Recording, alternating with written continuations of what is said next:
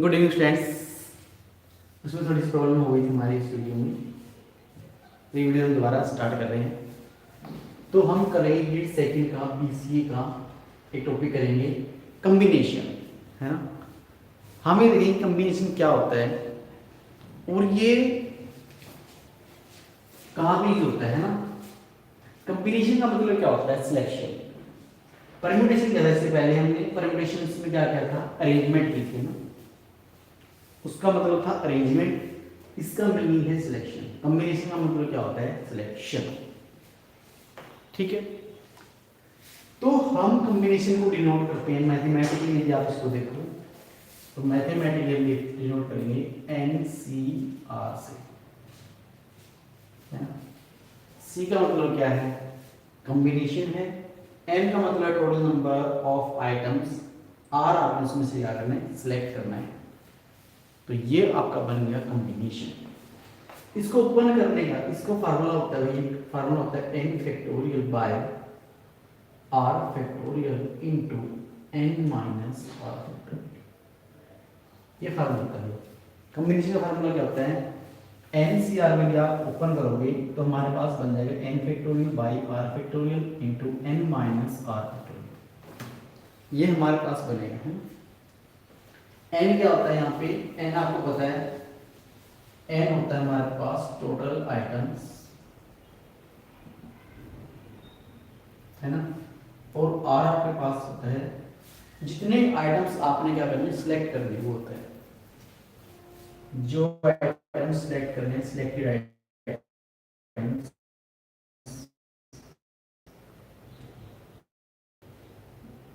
Combination होता है। इसी का मतलब क्या होता है? कॉम्बिनेशन।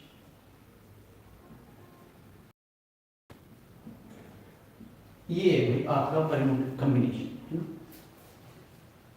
कॉम्बिनेशन का मींस सिलेक्शन। इससे पहले हमने क्या था? परम्यूटेशन। परम्यूटेशन का मींस क्या होता है? अरेंजमेंट। दोनों में ये डिफरेंस है बस। पहले वाले में हम अरेंजमेंट करते हैं, इसमें हम क्या करते हैं? सिलेक्शन करते हैं। NCR का मैथमेटिकल रिप्रेजेंटेशन ऐसे है, NCR equals to n factorial r factorial n minus r factorial.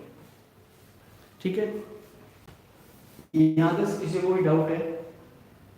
उसके बाद देखो कुछ क्वेश्चंस करेंगे कॉम्बिनेशन से रिलेटेड। पहले हम बेसिक कॉम्बिनेशन को सोल्व करना सीखेंगे, है ना, इस फॉर्मूले से। मान लो आपको सोल्व करना है 3C2, है ना, ये सोल्व करना है।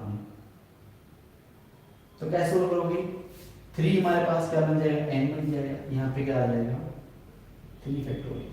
ठीक है, उसके बाद r आपके पास कितना है? यहाँ पे 2 है, तो यहाँ पे 2 लिखो। फिर क्या करोगे? 3 minus 1 means n minus r क्या बन जाएगा हमारे पास? 3 माइनस 2 फैक्टोरियल, है ना। हमने फार्मूले और इसको सोल्व किया भाई, तो ये बन जाएगा 3 फैक्टोरियल एज इट इज, ये 2 फैक्टोरियल एज इट इज, और 3 माइनस 2 1 फैक्टोरियल। तो एज इट इज को सोल्व करेंगे। 3 वैसे 3 इंटू 2 इंटू 1, और ये 2 फैक्टोरियल है, 2 इंटू 1 लिख सकते हैं, और ये 1 का 1। क्यों? क्योंकि आप जानते हो कि 1 फैक्टोरियल की वैल्यू क्या होती है? हमेशा 1 होती है। ठीक है, आप इससे कैंसिल कर दो, ये कैंसिल हो गया, हमारे पास आंसर आ गया 3। ये हमारे पास एक क्वेश्चन है। हमने क्या किया है? बस 3C2 को सोल्व किया है बाय यूजिंग दिस फॉर्मूला। ये फॉर्मूला यूज करके हमने ये वाला फॉर्मूला यूज करके 3C2 को सोल्व किया। ठीक है, उसके बाद देखो भाई एक अनदर क्वेश्चन जल्दी आप सोल्व करो। एक अनदर क्वेश्चन जल्दी सोल्व करो और हमें आंसर बताओगे, आंसर क्या आएगा? जल्दी जल्दी सोल्व करो भाई। 5C2 पहला ये है, सेकंड है हमारे पास 3C0, 4 है हमारे पास, फिर थर्ड है हमारे पास 7C2 और 4। बस इतने ही सोल्व करो जल्दी जल्दी, जल्दी जल्दी सोल्व करो और हमें आंसर बताओ। करेंगे हम साथ ही साथ 5 फैक्टोरियल, 5 यहाँ पे 2 फैक्टोरियल, यहाँ पे 5 माइनस 2 फैक्टोरियल। ठीक है, तो ये बन जाएगा 5 फैक्टोरियल एज इट इज,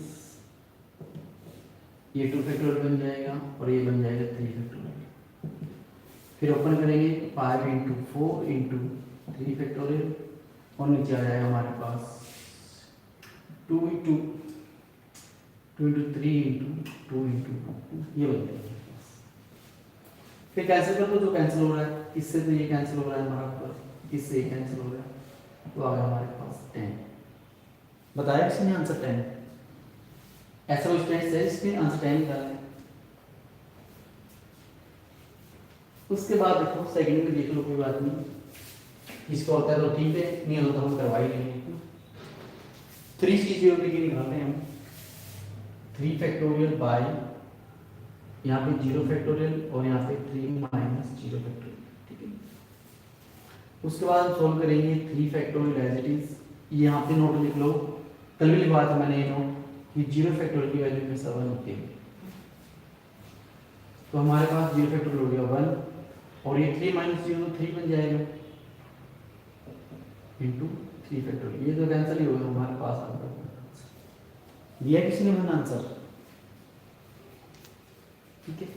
उसके बाद देखिए ये वाला 7 वाला ओपन करेंगे, 7 फैक्टोरियल बाय 7 माइनस 2 फैक्टोरियल और यहाँ पे आ जाएगा 2 फैक्टोरियल, ठीक है। इसको सोल्व करेंगे, इसका आंसर निकालने की कोशिश करेंगे हम।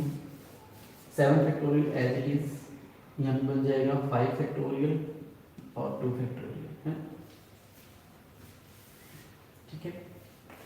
उसके बाद इसका आंसर निकालेंगे 7 फैक्टोरियल एज इट इज, सोच 7 को सोल्व कर लेते थोड़ा सा, 6 इंटू 5 फैक्टोरियल, नीचे आ जाएगा हमारे पास 2 फैक्टोरियल इंटू 5 फैक्टोरियल, 5 फैक्टोरियल से 5 फैक्टोरियल 2 से 3, तो ये हमारा आ गया 7 21। ये हो गया भाई आंसर आपके पास। किसी ने आंसर निकाले हैं?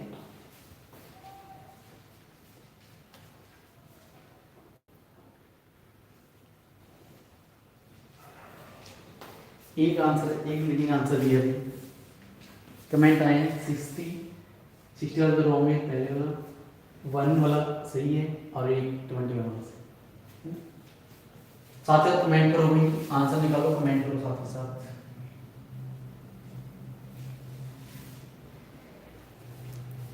जिसने भी आंसर सही निकाला वेरी गुड, साथ के साथ करोगे, जो साथ साथ करेगा उसको क्लियर हो जाएंगे सारे कॉन्सेप्ट साथ के साथ, एग्जाम में भी उसको सारे क्लियर हो जाएंगे।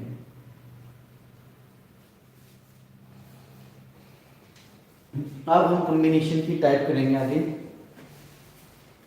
है ना, टाइप ऑफ कॉम्बिनेशन। कॉम्बिनेशन की वही 2 टाइप रहेंगी हमारी, टाइप्स ऑफ कॉम्बिनेशन।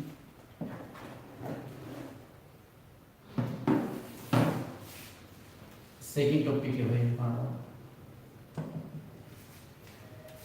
कॉम्बिनेशन। हमारे पास 2 टाइप्स का होता है। पहला तो ये है विदाउट रिपीटिशन, पहला केस में ही डिस्कस करेंगे, विदाउट रिपीटिशन। फिर सेकेंड में करेंगे विद रिपीटिशन।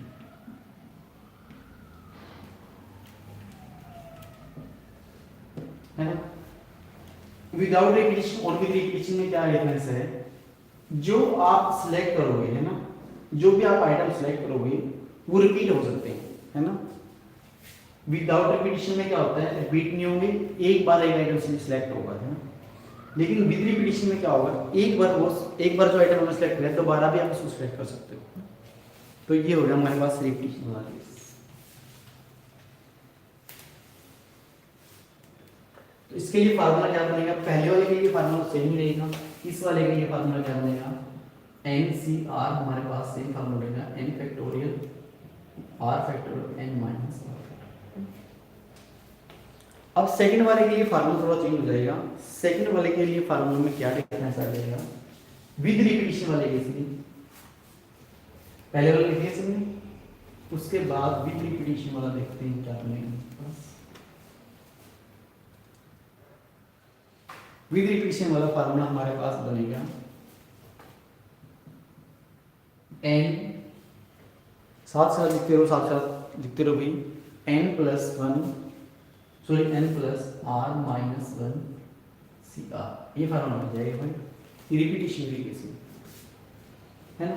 सो कैसे ओपन करते हैं, ओपन आपको करने आता है वही same n plus r minus one factorial by r factorial और n plus r minus one minus r factorial. ये तो कैंसिल हो जाएगा यहाँ से, तो ये बन जाएगा आर माइनस वन। ठीक है, कर लो भाई। उसके बाद देखो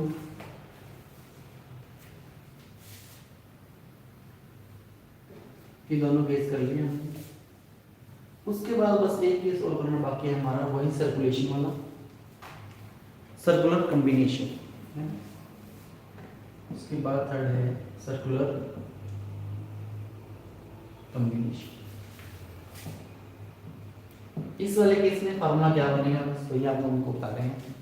यदि आपके पास n आइटम्स हैं और उनको आपने अरेंज करना है सर्कुलर में, n आइटम्स हैं और सॉरी n आइटम्स हैं और आपने उसको अरेंज करना है सर्कुलर में, सर्कुलर वे में आपको सॉरी सर्कुलर में उसको सिलेक्ट करना है ना, तो फार्मूला क्या रहेगा n माइनस वन फैक्टोरियल, वही सेम रहेगा परम्यूटेशन वाला।